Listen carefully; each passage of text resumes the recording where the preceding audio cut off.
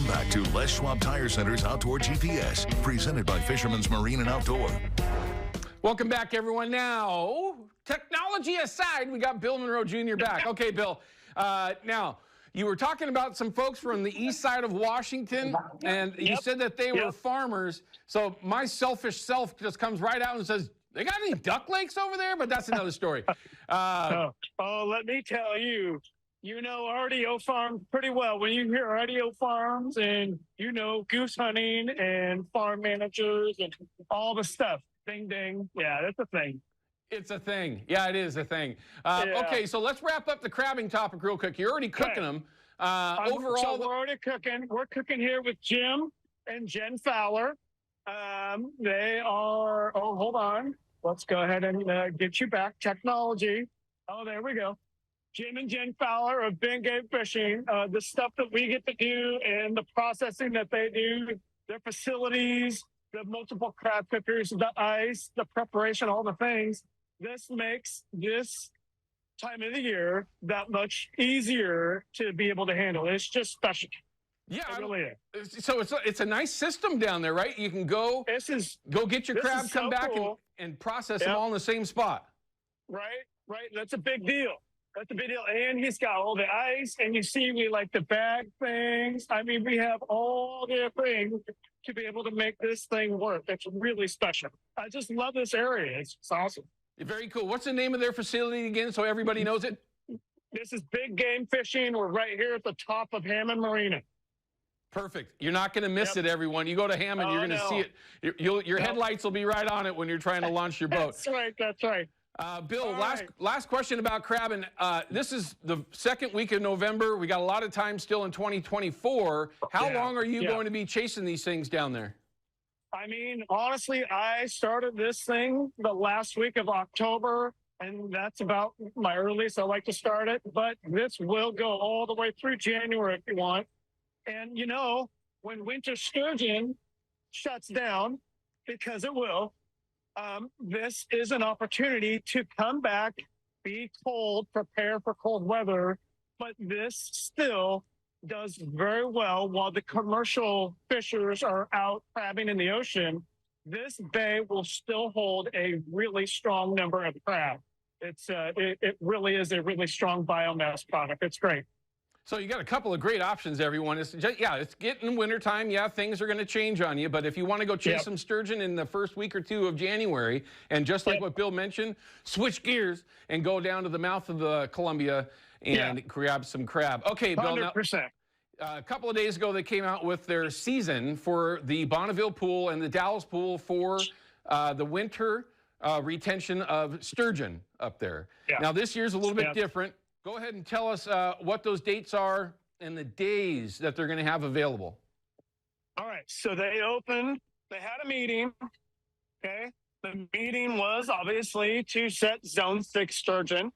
That Zone 6 fishery has become very popular with the lack of sturgeon retention opportunities throughout the whole entire state. It's a pretty big deal. So what they did is seeing how last year was such kind of a chaotic mess. It was busy. The weather allowed for people to come up because sometimes the weather does not allow for people to transit the gorge very well. And it was just the perfect storm. It had buoy 10-like participation last year. And if you can imagine a buoy 10 day having in Astoria 2,500, 3,000 boats, well, the Bonneville Pool had almost 1,500 boats in it on a one day. Wow. That's significant. That's a big deal.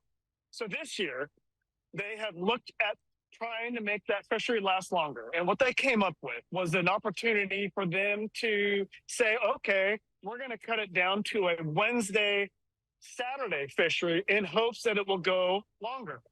So they set it from January 1st only until January 29th in hopes that the 2-day-a-week matrix would produce.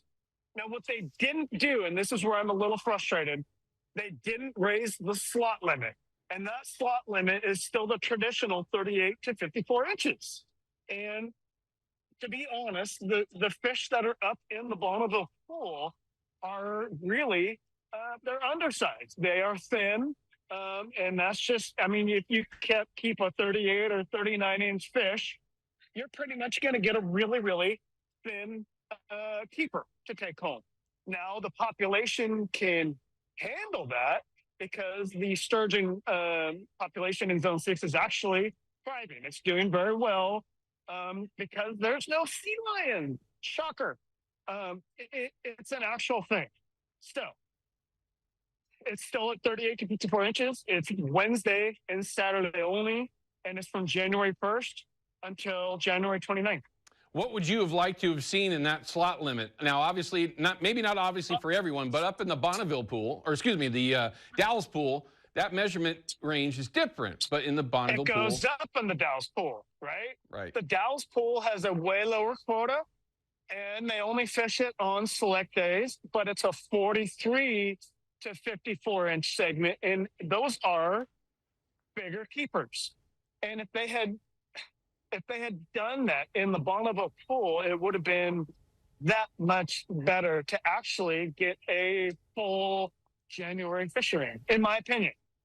They probably didn't even find a way to need to justify looking at that because, honestly, with the amount of participation, I would imagine it's going to be busy again, and it may only last 3 opening days, or even 4, I don't know.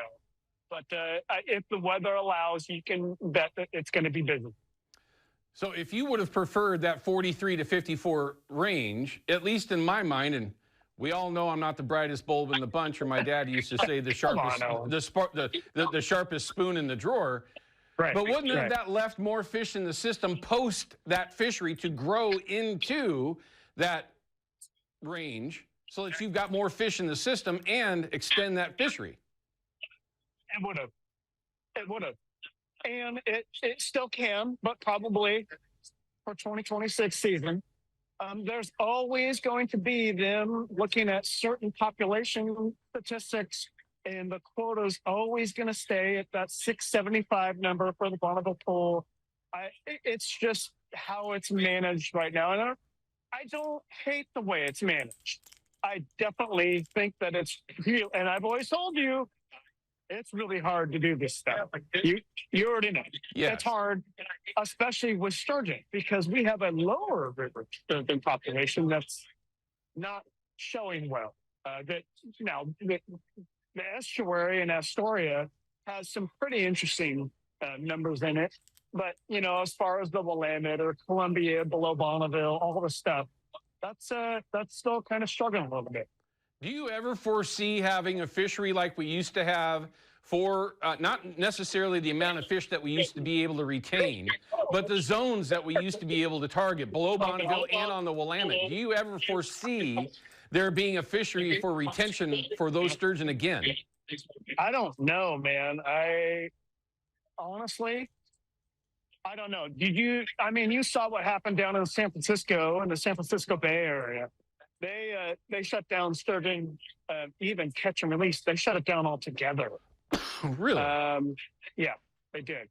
And actually, like California, the Guides Association of California was actually wanting to mimic the style of targeted fisheries for like Zone 6 of the Columbia River, how they manage that. Or the Monday, Wednesday, Saturday platform that we used to have down here in Astoria for the estuary fishery in May and June.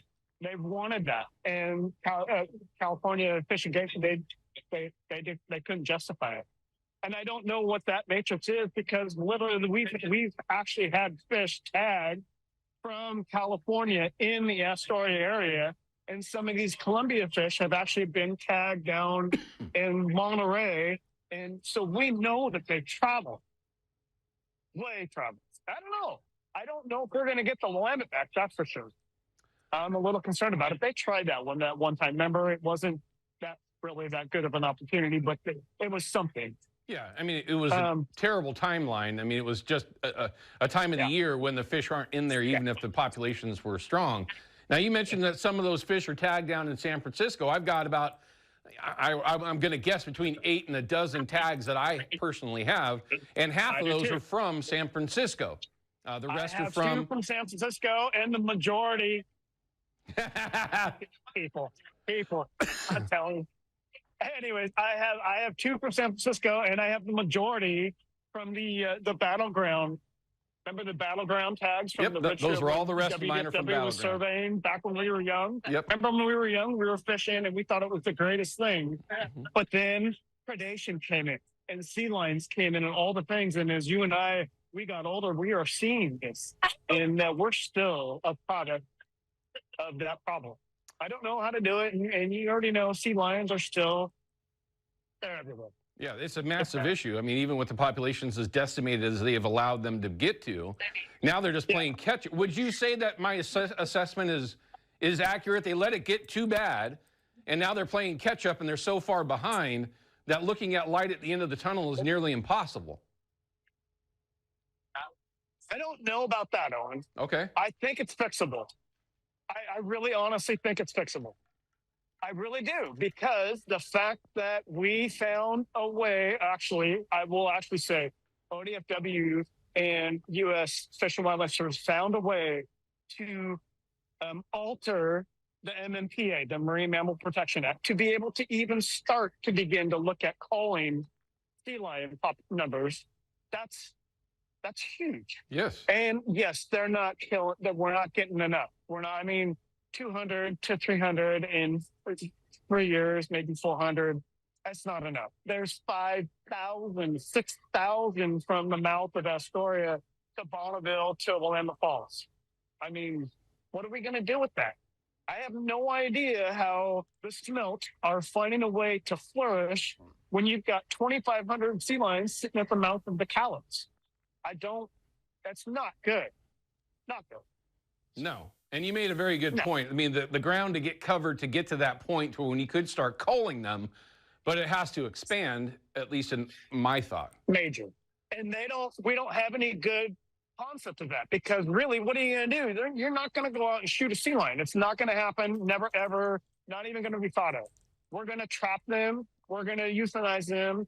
But they're smart. They're smarter than us sometimes. Mm-hmm. They are smart. They avoid traps like the plague now. We don't have answers. I don't know. That's a good question, man. It is. That's a very tough question. And Bill had mentioned there, I've known Bill for a long time. We used to fish sturgeon a lot. As a kid, we were all down there. It was part of our daily life. Absolutely. Well, we were known for salmon, steelhead, and sturgeon anglers in the Northwest. Now, the third S has kind of disappeared now. I'm very frustrated. I could very easily lose my mind here, because back in the mid-'90s when we started seeing things change, because we started seeing one sea lion, later on in the late 90s, early 2000s, we saw two sea lions, like, wow, that's really cool. And then we saw one. Oh, that's cool, yeah. And then we saw one throwing a sturgeon, and we were so shocked that they would even touch a sturgeon. And then all of a sudden, for a 10-year run, that's all we saw them throwing around, and they didn't do a damn thing, and then we ultimately end up in this situation. Now, that all being aside, because y'all know I can lose my mind on that one. We can go sideways on that real easily. Oh, my God. I'm running out of time, but I got one last question for you. When you do go up there and start fishing after the 1st of January, are you booked up solid? How easy is this going to be to book as a professional guide? Okay, sure. I'm going to be honest. This is honesty time. And I'm going to tell you, we have too many fishing guides. It's no secret. We have a problem, and I'm not sitting here and I'm not going to promote it. But I have open days, but I'm not too concerned about it. I'm going to participate in the fishery because I love being out there. I love advocating to be able to have opportunities to fish in the states of Oregon and Washington.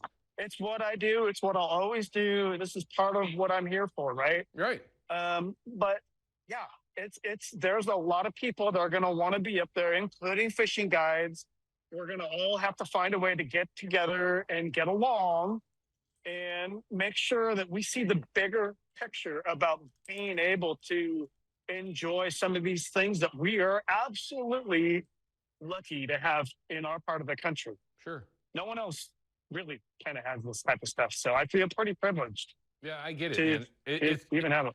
It's got to be very difficult for you. And he kind of alluded to it, everyone. There is a bit of a rub about how the whole thing works with the different user groups, guide organizations, to, you know, general public, this and that, which it's tough. It's tough. It's laughable in a number of different ways, but understandable in a number of different ways as well. Bill, you know, as always, man, thanks for spending a little bit of time enlightening us a bit on what's going on up there for that sturgeon fishery. It's certainly one to keep on your radar, everyone. And of course, crabbing down there in the Astoria area. As long as you got the right boat, right gear, right knowledge, you can have a ton of fun. And you've got the facility there to get them cleaned up, to get them cooked and everything. It's just great. Yeah, this crabbing thing, and that resource is healthy. The commercial crabbers, they're doing so good. There's no real issue with the crabbing resource. We're doing things the right way as far as this resource and the limits and the gear and the size and just the bigger picture. It works. Yeah, it really does. It's great. Very good. Bill, as always, man, thanks for spending some time. We appreciate it. Get back to work with your clients, and we'll check with you soon, okay? We got a lot of crab to process. Yes, you do. Yes, you do. Bill, again, thank you, sir. Thanks, Don. Be safe, man. We'll talk to you soon. That's Bill Monroe Jr. from Bill Monroe Outdoors, just sharing his thoughts on that fishery above Bonneville for sturgeon that opens up January 1. And, of course, giving you a reason to head down to the Astoria area and chase some crab around because it is just that good. All the reports have been very, very similar. Okay, we're going to cut to a break. When we come back, we've got a segment built for some of our Facebook questions that we have yet to have the opportunity to answer. If you have questions or comments, this is the time to jump in. It's called the North American Metals Hotline for a reason. We'd love to hear from you. We'll be back with that in just a minute. Outdoor GPS is brought to you by Yakima Bait, steeped in tradition, innovation, and fishing success. Procure Bait Sense, ruthlessly effective. And by North American Metals Incorporated, first choice for all your metal roofing and siding needs.